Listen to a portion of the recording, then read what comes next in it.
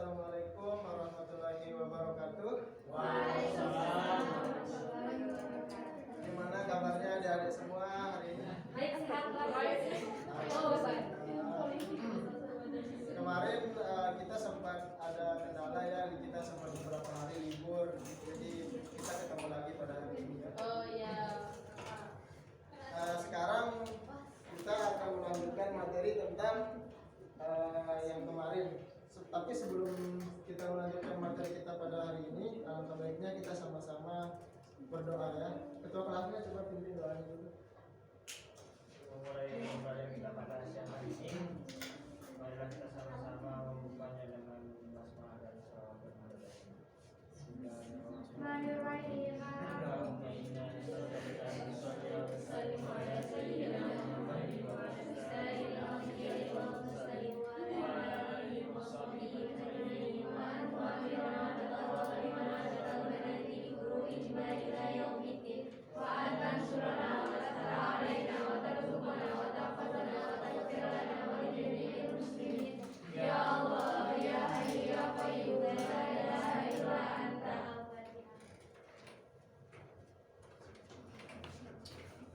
Baik, untuk materi kita pada pagi hari ini kita akan lanjutkan sedikit tentang materi kita yang kemarin. Ada yang masih ingat nggak materi kita yang kemarin itu apa?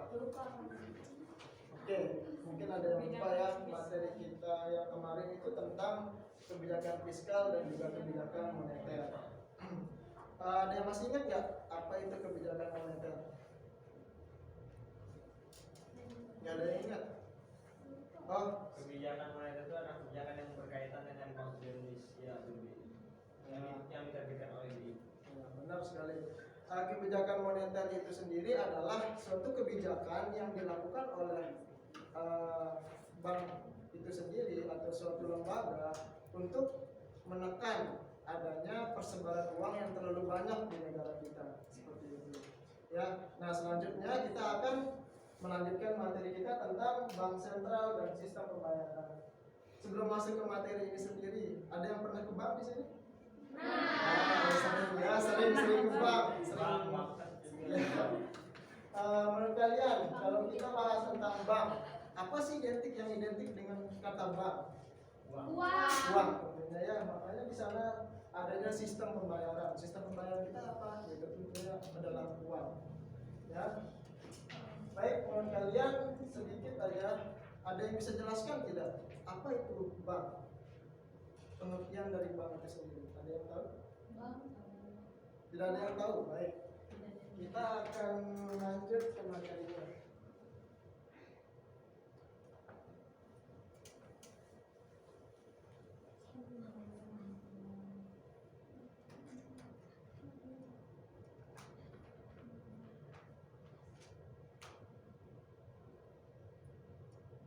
Nah, pengertian dari bank sentral itu sendiri adalah bank sentral adalah lembaga keuangan yang diberikan kendali istimewa atas produksi dan distribusi uang dan kredit untuk suatu negara atau sekelompok negara. Jadi bank sentral ini sendiri adalah lembaga yang diberikan kendali penuh atas terbentuknya uang, memproduksi uang dan distribusi uang tentunya. Makanya bank sentral ini itu lembaga yang dikatakan itu yang memproduksi uang, yang mendistribusikan uang. Jadi semua tentang alat pembayaran yang kita lakukan pada hari ini itu adalah produksinya itu tentunya dari bank itu sendiri. Ya. Oke, selanjutnya itu tentang apa sih tujuan dari bank sentral? Gitu. Coba Henny coba bisa bacakan sedikit. Tujuan bank sentral bertanggung jawab untuk menjaga stabilitas nilai mata uang, stabilitas sektor perbankan, dan keseluruhan sistem finansial di suatu negara. Ya, tujuan dari bank sentral ini adalah bertanggung jawab untuk menjaga stabilitas nilai dari suatu mata uang kita, stabilitas sektor perbankan, dan juga keseluruhan sistem finansial di suatu negara. Yaitu di mana artinya di sini itu bank itu tuh bertanggung jawab penuh atas menjaga nilai dari mata uang kita supaya nilai dari mata uang kita itu tidak merosot, tidak terjadinya penurunan nilai dari suatu mata uang kita. Ya, dan juga menjaga dari stabilitas sektor dari bank itu sendiri, yaitu menjaga fungsi dari bank itu sendiri tetap terjaga seperti itu. Ya, selanjutnya kita lanjut ke fungsi dari bank. Selanjutnya coba Pamalinda bacakan fungsi dari bank sentral. Baik, fungsi bank sentral salah satunya adalah mengatur dan menjaga kelancaran sistem pembayaran. Ya. Nah, maksudnya di sini itu sama seperti pengertiannya tadi. Bank itu sendiri itu menjaga kelancaran dari sistem pembayaran kita, kelancaran dari pengeluaran uang-uang kita yang setiap harinya. Kalau misalnya uang kita habis, kita narik uang di mana? Tentunya di bank. Kita narik uang di ATM. ATM itu sendiri adalah media yang diberikan oleh bank untuk kita itu bisa menarik alat pembayaran kita. Jadi bank itulah yang punya kendali penuh untuk kelancaran dari sistem pembayaran kita tersebut. Seperti itu. Selanjutnya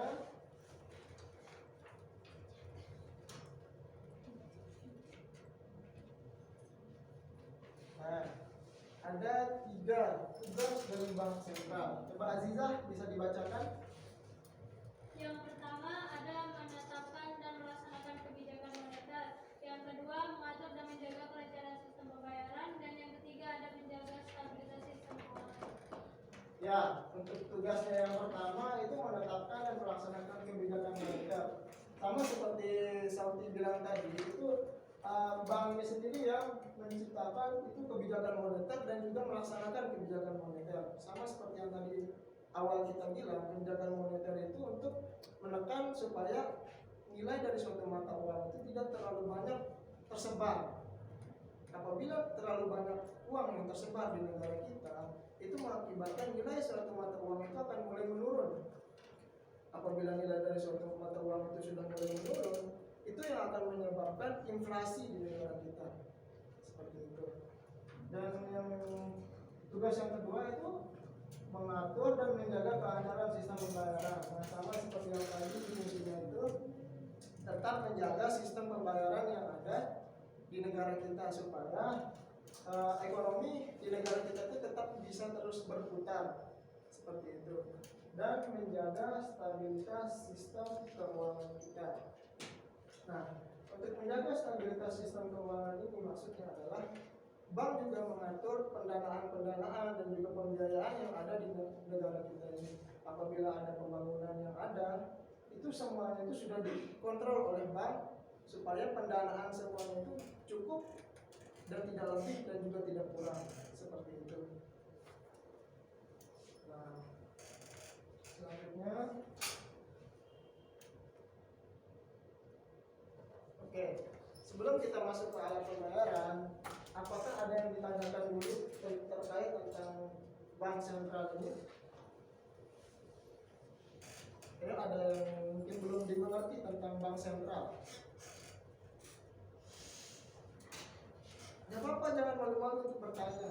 Oke, seperti apa? Ya, di sini kan ada 3 bank sentral ya. Ya. Nah, yang pertama menetapkan dan melaksanakan kebijakan moneter dan selanjutnya sampai ketiga. Nah, di sini dari beberapa tugas itu apakah ada kebijakan khusus yang diterapkan oleh bank sentral itu karena menunjang tugas mereka? Ya. Maksudnya kan di sini kan menetapkan dan melaksanakan kebijakan moneter. Nah, apa aja sih kebijakan yang dilakukan untuk memenuhi tugas ini? Nah, yang dimaksud di sini itu untuk menekan terjadinya uang yang terlalu banyak tersebar. Jadi sekarang kita sudah banyak melihat uang itu bukan hanya sekedar kertas yang kita berikan kepada pedagang. Namun di zaman sekarang uang sudah bisa digantikan dengan uang elektronik lainnya, sama seperti yang kita ketahui sekarang. Ada sebuah toko yang menggunakan aplikasi yang seperti QRIS gitu kan. Nah, jadi supaya uang itu tidak terlalu banyak tersebar di masyarakat, jadi bank itu sendiri sudah menciptakan aplikasi-aplikasi yaitu uang digital seperti itu, supaya tidak terlalu banyaknya uang yang tersebar di masyarakat itu sendiri. Sudah jelas? Oke. Selanjutnya ada yang ingin bertanya lagi? Oh mungkin tidak ada ya. Oke, selanjutnya kita lanjut ke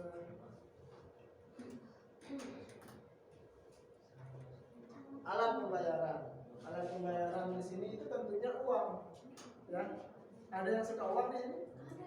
Oh, semua suka uang. Jelas, Ya, ya. Mungkin kita semua itu suka uang ya, tapi kita tidak tahu apa sih sejarah dari uang itu sendiri. Nah, sekarang kita belajar tentang sejarah uang. Coba saya minta Rafiza deh, bacakan saya sejarah dari uang itu sendiri.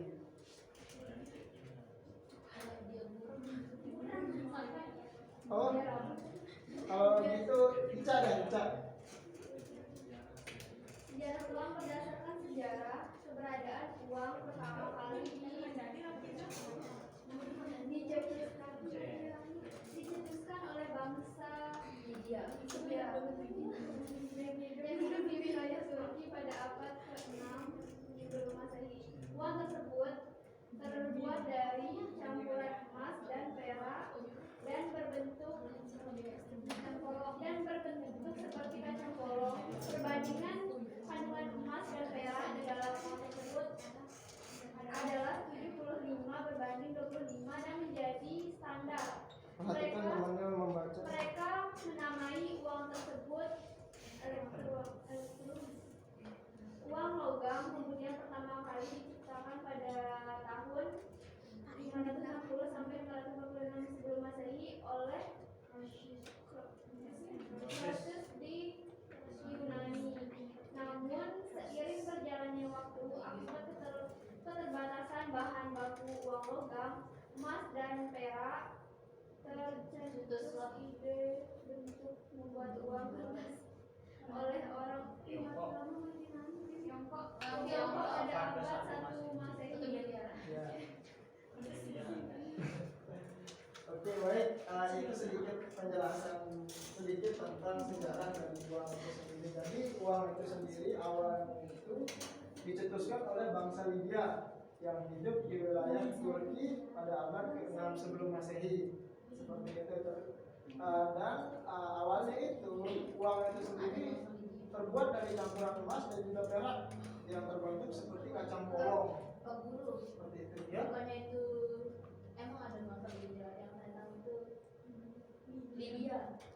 Yang mungkin tipu ya. Ya. Belum move on kayaknya.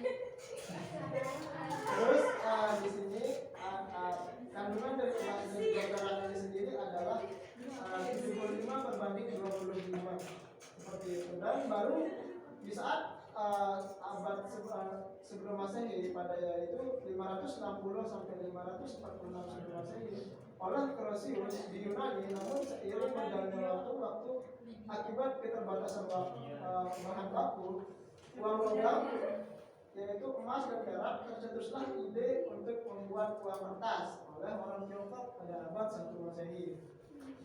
Nah, selanjutnya itu kita ke pengertian dari uang itu sendiri. Coba Tia bacakan pengertian dari uang. Uang adalah benda yang diterima masyarakat umum sebagai alat tukar dalam kegiatan ekonomi. Dalam ilmu ekonomi tradisional, uang berlaku didefinisikan alat tukar. Sedangkan dalam ilmu ekonomi modern, uang memiliki makna dalam bentuk luas. Uang diterima sebagai alat pembayaran transaksi jual beli atas barang dan jasa, serta pembayaran atau aset berharga lainnya, dan juga sebagai alat pembayaran utang. Nah, seperti yang sudah dibacakan oleh Tia tadi, uang itu adalah benda yang diterima masyarakat umum sebagai alat tukar dalam kegiatan ekonomi. Jadi jelas apabila kita berbelanja di toko ataupun di pasar ataupun dimanapun itu, tentunya uang itu akan jadi alat tukar kita untuk menukarkannya itu dengan suatu barang atau suatu makanan seperti itu. Dan juga dalam ilmu ekonomi tradisional, uang berlaku didefinisikan alat tukar, sedangkan dalam ilmu ekonomi modern, uang memiliki makna yang lebih luas, yang diterima sebagai alat pembayaran transaksi jual beli atas barang dan jasa, serta kekayaan atau aset berharga lainnya, dan juga sebagai alat pembayaran utang. Jadi uang di zaman sekarang itu bukan hanya sebagai alat tukar, namun juga untuk sebagai pembayaran utang, untuk membayar orang untuk jasanya juga seperti itu. Tidak hanya ditukarkan dengan suatu barang. Jadi makna dari uang itu sendiri sekarang itu sudah luas gitu artinya, ya. Oke, selanjutnya kita beralih ke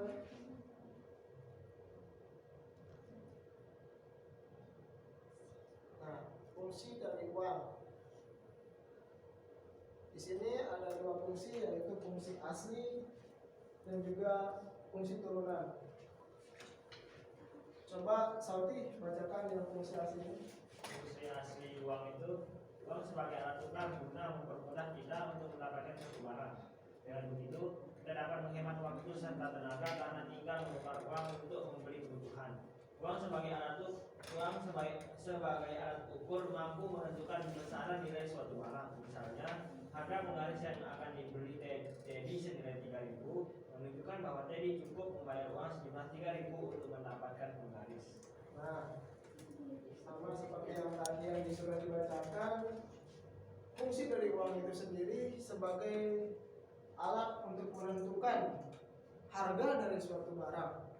Apabila tidak adanya uang, kita tidak akan tahu nilai dari suatu barang atau suatu makanan itu berapa. Sama seperti kursi yang kalian duduki sekarang. Apabila tidak adanya uang, kita tidak pernah tahu berapa sih harga kursi ini. Nilai dari kursi ini itu seperti apa. Jadi dengan adanya uang gitu, kita bisa tahu nilai dari mata uang itu sendiri, ya. Nilai dari suatu barang itu sendiri kita tahu gitu. Dengan adanya uang ini sendiri, sama seperti yang di sana. Misalnya harga penggaris Teddy itu senilai 3.000, menunjukkan bahwa Teddy cukup membayar uang sejumlah 3.000 untuk mendapatkan penggaris. Jadi dengan adanya uang itu kita sudah tahu harga dari suatu barang. Jadi kita tidak perlu menerka-nerka harga dari suatu barang itu berapa. Seperti itu. Sudah jelas? Selanjutnya itu kita ke fungsi turunan. Azizah coba bisa bacakan fungsi turunannya. Fungsi turunan. Uang sebagai alat pembayaran berbeda dengan uang sebagai alat tukar. Maksudnya di sini adalah ketika uang dibayarkan tanpa ditukar dengan benda atau jasa apapun. Contohnya pembayar pajak. A. Uang sebagai alat pembayaran utang digunakan untuk melunasi uang utang. Dan yang kedua, ada uang sebagai alat penimbun kekayaan dapat digunakan ketika ada keperluan mendadak. Sudah? Nah, di sini ada fungsi turunan. Uang sebagai alat pembayaran berbeda dengan uang sebagai alat tukar. Maksudnya di sini adalah ketika uang dibayarkan tanpa ditukar dengan benda atau jasa apapun, contohnya membayar pajak. Jadi fungsi turunan dari uang itu sendiri tidak hanya untuk menukarkannya itu dengan suatu barang, tapi sekarang kita bisa digunakan untuk membayar pajak misalnya, atau misalnya kita membayar utang seperti yang tadi, ya. Nah, di sini ada bagian-bagiannya, yaitu yang pertama, uang sebagai alat pembayaran utang digunakan untuk melunasi utang-utang seperti yang saya bilang tadi. Nah, yang kedua, uang sebagai alat penimbun kekayaan dapat digunakan ketika ada keperluan mendadak. Jadi uang itu sendiri bisa kita tabung, gitu loh. Di saat ada keperluan atau ada kepentingan, kita bisa gunakan uang itu sendiri, ya. Nah, selanjutnya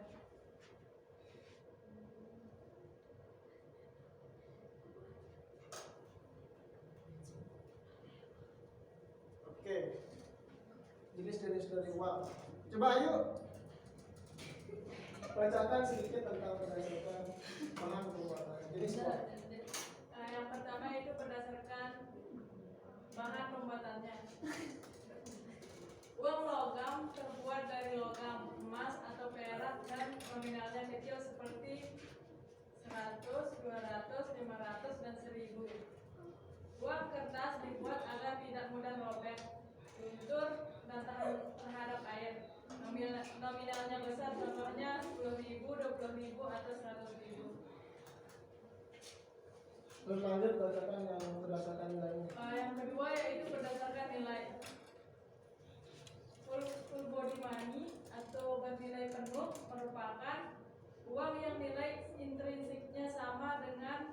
nilai nominalnya. Misalnya, nilai emas pada uang logam 500 bernilai sama dengan nominalnya Representatif. full body money atau tidak bersimpan penuh, yaitu nilai intrinsik lebih kecil dari nilai nominal, biasanya terdapat pada jenis uang kertas. Baik, selanjutnya. Oke, coba Desi bacakan C dan D. C. Ya. Berdasarkan lembaga yang menerbitkan uang kartal diterbitkan oleh Bank Sentral, yaitu Bank Indonesia, serta digunakan oleh seluruh masyarakat dalam bentuk logam dan kertas. Uang giral diterbitkan oleh bank umum dalam bentuk cek atau giro. D. Berdasarkan kawasan, uang lokal hanya berlaku di satu negara tertentu. Misalnya mata uang peso hanya dapat digunakan di negara Filipina. Uang regional berlaku di suatu kawasan yang lebih luas daripada uang lokal. Misalnya mata uang euro dapat digunakan untuk beberapa negara yang ada di benua Eropa seperti Jerman, Spanyol, Austria, Spanyol, dan lain-lain. Uang internasional berlaku di seluruh dunia sebagai standar pembayaran, contohnya US dollar. Nah, mungkin sekian dari materi kita pada hari ini. Di sana ada tulisan, ada pertanyaan, ada yang ingin ditanyakan dari materi kita keseluruhan yang ada pada hari ini? Tidak ada yang ingin bertanya. Nah, kalau begitu, kalau tidak ada yang ingin bertanya, saya yang akan bertanya. Tetapi ini akan jadi tugas kalian, gitu. Saya akan membuatkan kalian tugas. Dan tentang tugas kalian yang kemarin nanti dikumpulkan di akhir ya. Oke, siapkan buku dan juga kertas.